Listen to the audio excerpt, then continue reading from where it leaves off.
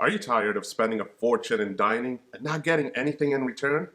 Then this video is one that you need to watch. We're going to go over the best credit cards that you can use at restaurants to get the highest return for your transactions. So, take a seat, grab a slice of Hawaiian pizza, and let's go.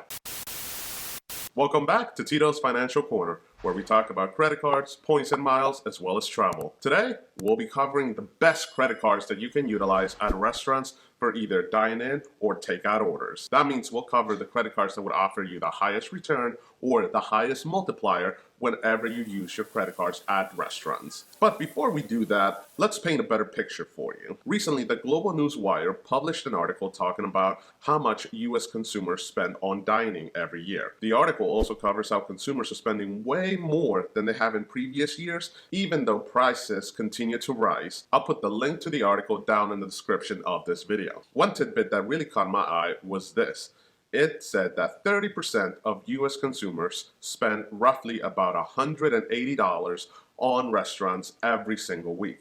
That's right, it's saying that 3 out of 10 US consumers spend roughly $9,000 at restaurants every single year, which is an astronomical amount, and one that begs the question, if you're already spending that kind of money, what are you getting in return? What kind of points or what kind of cashback are you getting on those transactions? This article made me review my own dining transactions, and while I'm not quite there yet, I am pretty close. So I better make sure that the credit card that I use for all my dining transactions offers me a solid good multiplier. With that said, let's cover the best 5 credit cards that you should utilize at restaurants to get the highest multiplier. The first card on the list is the Chase Freedom Flex card.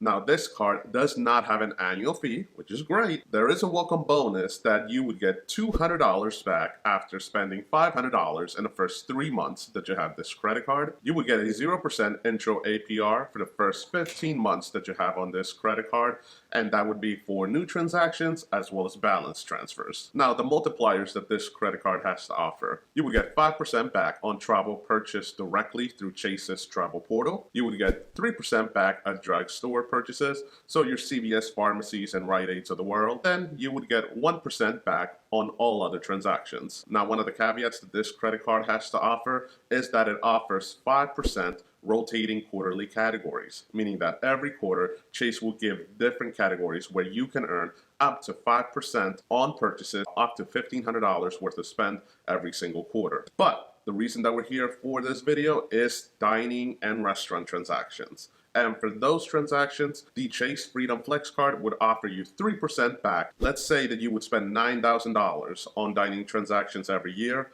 and we would look at getting 3% back. You would get a total of 27,000 ultimate reward points every single year that you have this credit card. And if we're looking to cash in those points and we're looking at a 1 cent per point valuation, we would be looking at a grand total amount of $270 that you would get back every single year, which is solid. Now, I know with some of these credit cards, it might be a little bit difficult to get a 1 cent per point valuation, but we're just going to use that as an illustrative number to show you what you could potentially get back every single year with each of these credit cards.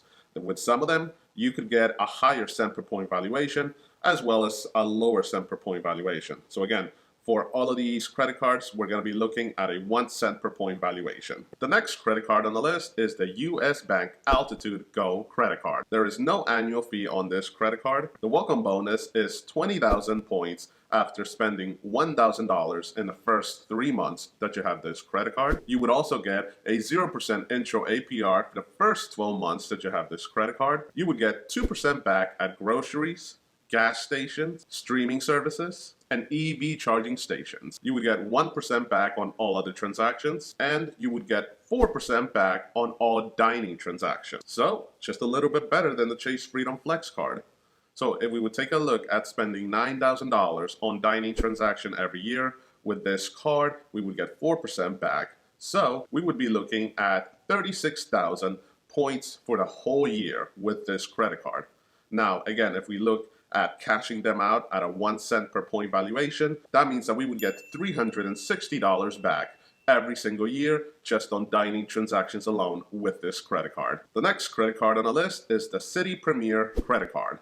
The annual fee is $95. The welcome bonus on this credit card is 60,000 points after spending $4,000 in the first 3 months that you have this credit card. This credit card offers a $100 credit off a single night stay of $500 or more when you book directly through thankyou.com. This credit card offers you the opportunity to transfer your points out to Citi's transfer partners. The multipliers that you would get with this credit card are as follows. You would get 3% back at US supermarkets and gas stations, and then you would get 1% back everywhere else. You would get 3% back at restaurants. So again, if we take a look at spending $9,000 on an annual basis on restaurant transactions, then this credit card would give us 27,000 points at the end of every year.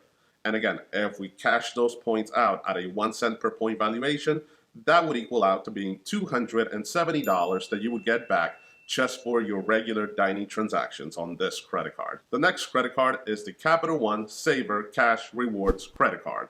The annual fee is $95. The welcome bonus is you would get $300 back after spending $3,000 in the first 3 months that you have this credit card. And the multipliers on this credit card are actually really good. You would get 4% back on entertainment and streaming services. You would get 3% back at grocery stores.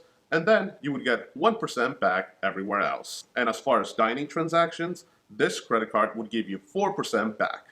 So again, if we would spend $9,000 on dining transactions with this credit card, we would get a grand total of 36,000 points every single year. And if we cash them out at a 1 cent per point valuation, that means that we would get $360 back for our regular dining transactions that we're gonna make anyway. The last credit card on the list is the famed American Express Gold Card.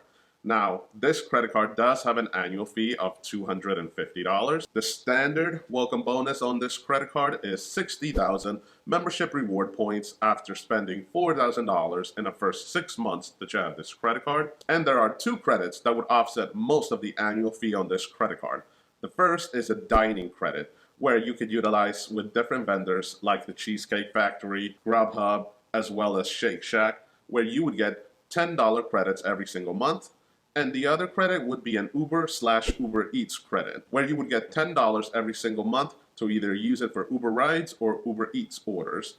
Now, the one thing to keep in mind is that these are use them or lose them credits, meaning if you don't utilize your credits 1 month, they don't automatically add up to the following month. You would lose them forever if you don't use them. But if you use those credits every single month, the effective annual fee on this credit card could be as low as $10. This credit card would also open the door for you to transfer your membership reward points out to Amex's transfer partners, whether that's Delta or Hilton. And then the multipliers are actually really good on this credit card. You would get 4% back at US supermarket orders, and then 1% back everywhere else. And obviously the reason that we're here for this video is for dining transactions. For dining/restaurant transactions, the American Express Gold Card would offer you 4% back on those transactions. And we would spend $9,000 on dining transactions with this credit card, we would get a grand total of 36,000 membership reward points every single year.